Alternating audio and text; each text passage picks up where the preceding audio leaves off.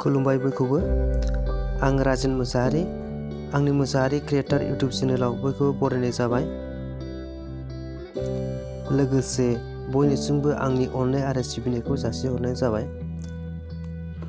आरो जोबनायाव भिडिअखौ जोबजासिम नायलांगोन होननानै आसा खालामनाय जाबाय।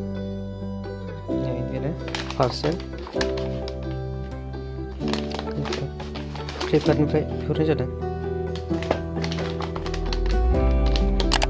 सिगां प्लास्टिकनि मोनोमोन, दा लेखानिनो पेकिंआ मोजां होनना बुंनांगोन। इनभाइरनमेन्ट फ्रेन्डलि बेबायदिनो दंखायो नै, इनभाइरनमेन्ट फ्रेन्डलि मेटेरियेल।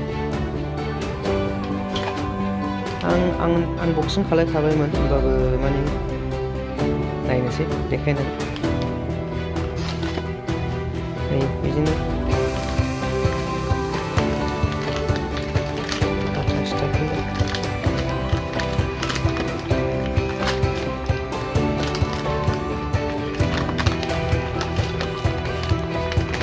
माइक्र'फन बियो एसे खम दामनि, एसे माने सोलिनो आन्थाल', बारा मोजां कुवालिटिनि नङा। जेबो गैया पेकेट सिङाव, बे पेकेट मोनसे, बिनि सिङाव हेडफन, लेखाबो गैया, जेबो गैया जाहैबाय दाम खमनिखाय। दा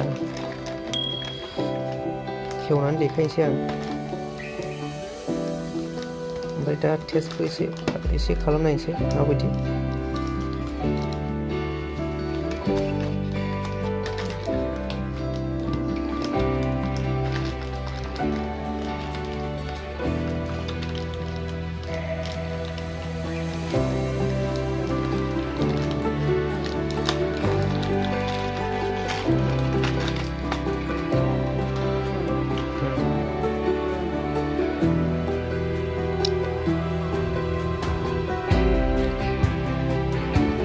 बारा फिसानो, बारा मोजां कुवालिटिनि नङा। नायनोसै बेसे गोलाव।